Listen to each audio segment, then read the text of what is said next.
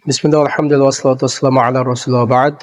আলহামদুলিল্লাহ, আজকে আমরা ইনশাআল্লাহ আজকে থেকে জানবো যে সলাত কিভাবে আদায় করতে হয়। সলাতের বাস্তব চিত্র আমরা ইনশাআল্লাহ আজকে থেকে শুরু করব। এটা কয়েকটা পর্বে হবে ইনশাআল্লাহ। কারণ হচ্ছে যে একটা পর্বের ভিতরেই সম্পূর্ণ সলাতের নিয়ম কানুন এটা বলা সম্ভব নয়। আমরা কয়েকটা পর্বে এই আনুষ্ঠানিকতাটা করব ইনশাআল্লাহ। আল্লাহ সুবহানাহু ওয়া তাআলা কোরআনুল কারীমের মধ্যে সালাত সম্পর্কে বলেন যে তোমরা সালাত কায়েম করো, আকিমুস সালাহ, সালাত কায়েম করো। সালাতু ইন্নাস সালাতা তানহা আনিল ফাহশাই ওয়াল মুনকার, নিশ্চয় সালাত যাবতীয় অশ্লীল খারাপ কাজ থেকে বিরত রাখে। নবী সাল্লাল্লাহু আলাইহি ওয়াসাল্লাম বলেন যে সাল্লু কামা রাআইতুমুনি উসাল্লি, সেভাবে সালাত আদায় করো যেভাবে আমাকে সালাত আদায় করতে দেখেছো। নবী সাল্লাল্লাহু আলাইহি ওয়াসাল্লামকে সালাত আদায় করতে দেখেছে কারা? কারা দেখছে? সাহাবে কেরাম রাদিয়াল্লাহু আনহুম। তো সাহাবে কেরাম থেকে বর্ণিত যে হাদিস, সেই জায়গা থেকেই নবী সাল্লাল্লাহু আলাইহি ওয়াসাল্লামের সালাত কেমন ছিল সেটা আমরা ইনশাআল্লাহ কয়েকটা পর্বে ধারাবাহিকভাবে জানব। তো আজকের সালাতের প্রথম পর্ব হচ্ছে সালাতের শর্তাবলী। সালাতকে আমাদের দেশে ফার্সি ভাষায় কি বলে? নামাজ। নামাজের শর্তাবলী আজকে কি জানবো? নামাজের শর্তাবলী। সালাত আদায় করতে হলে কি কি শর্ত পূরণ হওয়া লাগবে সেটা আজকে আমরা ইনশাআল্লাহ জানবো খুব সংক্ষিপ্তভাবে। আর এই পর্ব ভিত্তিক আমরা জানবো এজন্যই যাতে বিষয়টা আমাদের ভিতরে গেঁথে থাকে, মনে থাকে। তো সালাতের শর্তাবলী কি কি, কোন কোন শর্তগুলো পূরণ করতেই হবে নামাজ পড়ার আগে, সেটা আজকে আমরা ইনশাআল্লাহ মনোযোগ দিয়ে জানবো। 1 নম্বর শর্ত হচ্ছে নামাজিকে মুসলিম হতে হবে। কি হওয়া লাগবে? কি হওয়া লাগবে? মুসলিম হওয়া লাগবে। তার মানে কোনো অমুসলিমের উপরে সালাত বা নামাজ ফরজ না। সালাত ফরজ হচ্ছে 1 নম্বর কার উপরে? মুসলিমের উপরে। 2 নম্বর হচ্ছে জ্ঞান সম্পন্ন হওয়া লাগবে। কি সম্পন্ন হওয়া লাগবে? কারণ কোনো অজ্ঞানের উপরে, পাগলের উপরে নামাজ পড়া ফরজ না। যে ব্যক্তির কিনা জ্ঞান নাই, পাগল, তার উপরে শরীয়তের কোনো বিধি বিধান লিপিবদ্ধ করা হয় না। ওই ব্যক্তির কোনো গুনাহ লেখা হয় না। যার জ্ঞান নাই, উম্মাদ, তো সেই ব্যক্তির জন্য শরীয়ত কোনো কিছু নির্ধারণ করে না। এরপর হচ্ছে 3 নাম্বার, বিবেক সম্পন্ন হওয়া লাগবে। বিবেক সম্পন্ন হওয়া বলতে 7 বছরের উপরে হওয়া লাগবে। 7 বছরের উপরে হওয়া লাগবে। 7 বছর হওয়া লাগবে। 7 বছর হইলে পারে তখন বাবা মার জন্য অবশ্যই কর্তব্য হচ্ছে সন্তানকে সালাতের নির্দেশ দেওয়া।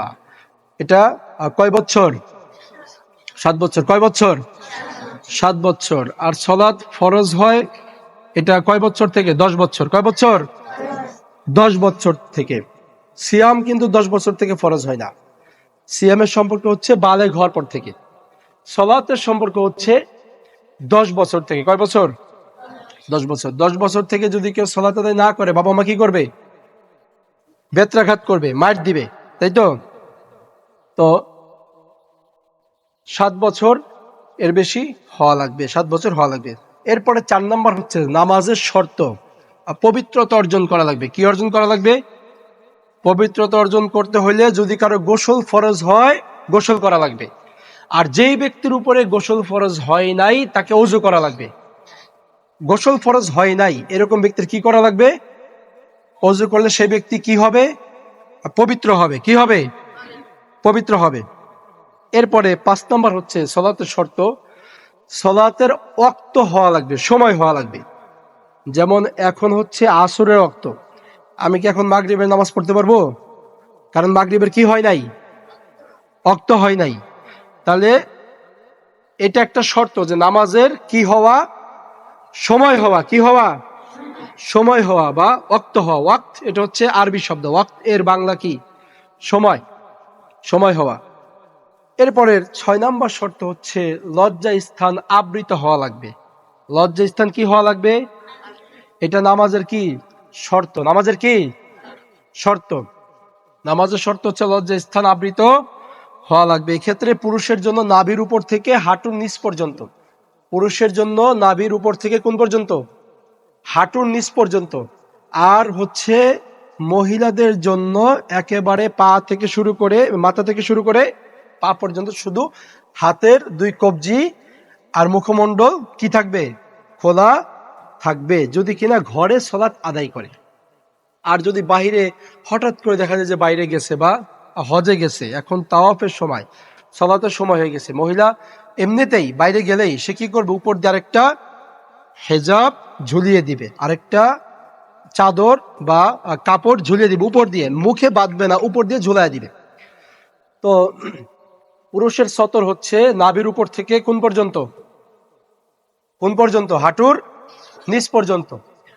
আর মহিলাদের গোটা শরীরটাই হচ্ছে সতর, শুধুমাত্র মুখমণ্ডল খোলা থাকবে আর হাতের 2 হাতের কবজি পর্যন্ত খোলা থাকবে। আর পুরুষের ক্ষেত্রে আরেকটা বিষয় হচ্ছে সালাতের সময় 2 কাঁধ ঢাকা লাগবে, 2 কাঁধ ঢাকতে হবে। কেউ যদি খালি গায়ে হয়, শুধু নাভির উপর থেকে একটা লুঙ্গি পড়ছে হাঁটু নিচ পর্যন্ত, তাইলে পরে তার ওই পোশাকটা পরিপূর্ণ হয় নাই, 2 কাঁধ ঢাকতে হবে। এরপরে শর্ত হচ্ছে যে শরীরকে পবিত্র করা লাগবে।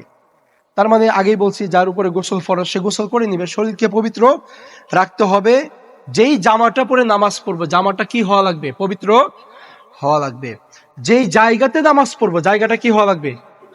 পবিত্র হওয়া লাগবে, স্থানটা আপনার পরিষ্কার পবিত্র হওয়া লাগবে। এরপরের শর্ত হচ্ছে নামাজের সালাত আদায় করতে হইলে কেবলামুখী হওয়া লাগবে, কেবলামুখী হওয়া লাগবে শর্ত। এখন এক্ষেত্রে মাসালা আছে, যদি কেউ গাড়িতে যায় সেই ক্ষেত্রে কিভাবে সালাত আদায় করবে? সেই ক্ষেত্রে যদি এমন সালাত হয়, যেমন আসরের সালাত, সময় পার হয়ে যাচ্ছে, এখন তার সালাত আদায় করতেই হবে, সে আগে কেবলাটা নির্ধারণ করে নিবে, তারপরে যেই দিক ঘোরার বাস ঘুরুক, কিন্তু সে কেবলা নির্ধারণ প্রথমে করে নিবে। আমাদের কেবলা হচ্ছে কোন দিকে? পশ্চিম দিকে। কোন দিকে? পশ্চিম দিকে। সবারই কিন্তু পশ্চিম দিকে না, যার যার জায়গা থেকে কেবলার ভিন্নতা আছে, আলাদা। কেবলা মানে আমরা কোন দিকরে কেবলা বলি? পশ্চিম দিক। আর পশ্চিম দিক বলতে পশ্চিমে কি আছে? কাবা আছে। কি আছে?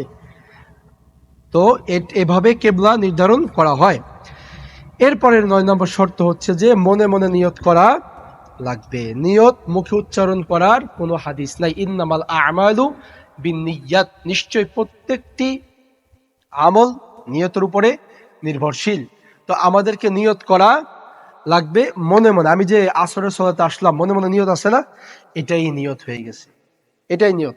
আমি যদি জানাজার খাটিয়া সামনে নিয়ে যদি সালাত আদায় করি, আমি জোহর পড়তেছি না জানাজা পড়তেছি, এটা কি আমার ভিতরে আছে না? অন্তরের সংকল্প, পরিকল্পনাটাই হচ্ছে নিয়ত। প্রত্যেকটা আমলের জন্য নিয়ত করা ফরজ। মুখ দিয়ে বলতে হবে না, অন্তর দিয়ে করতে হবে, যে আমি এই আমলটা আল্লাহরে খুশি করার জন্য করতেছি, এইটাই হচ্ছে নিয়ত। আমি এই যে আসরের সালাত, এটা আল্লাহ সন্তুষ্টির জন্য আদায় করব, অন্তরের নিয়ত হয়ে গেছে। তাহলে আমরা আরেকবার মিলায় নেই। 1 নম্বর হচ্ছে নামাজের জন্য শর্ত মুসলিম হওয়া লাগবে। কি হওয়া লাগবে? মুসলিম হওয়া লাগবে। 2 নম্বর জ্ঞান সম্পন্ন হওয়া লাগবে। 2 নম্বর কি হওয়া লাগবে? জ্ঞান সম্পন্ন। 3 নম্বর হচ্ছে 7 বছর হওয়া লাগবে। কয় বছর? 7 বছর বা তার বেশি হওয়া লাগবে। এরপর 4 নম্বর হচ্ছে যে পবিত্র হওয়া লাগবে। কি হওয়া লাগবে? পবিত্র হওয়া লাগবে। 5 নম্বর হচ্ছে সলাতের ওয়াক্ত হওয়া লাগবে, সময় হওয়া লাগবে। 6 নম্বর হচ্ছে লজ্জা স্থান আবৃত করতে হবে। এক্ষেত্রে পুরুষের ক্ষেত্রে আলাদা আছে, মহিলার ক্ষেত্রে আলাদা আছে। এরপরে 7 নম্বরের ভিতরে আছে যে শরীরটাকে পবিত্র করা, শরীর পাক, এরপরে পোশাক পাক, জায়গা পাক, জায়গাটাকে পবিত্র করতে হবে, পবিত্র জায়গা হওয়া লাগবে। এরপরে 8 নম্বর হচ্ছে কেবলামুখী হওয়া লাগবে। আর শেষ 9 নম্বর হচ্ছে নিয়ত করতে হবে। এটা হচ্ছে সালাতের শর্ত। আমরা এগুলো আরো বিশদভাবে জানার চেষ্টা করব। সুবহানাকাল্লাহুম্মা ওয়া বিহামদিক, আশহাদু আল্লা ইলাহা ইল্লা আনতা, আস্তাগফিরুকা ওয়া আতুবু ইলাইক। আসসালামু আলাইকুম ওয়া রাহমাতুল্লাহ।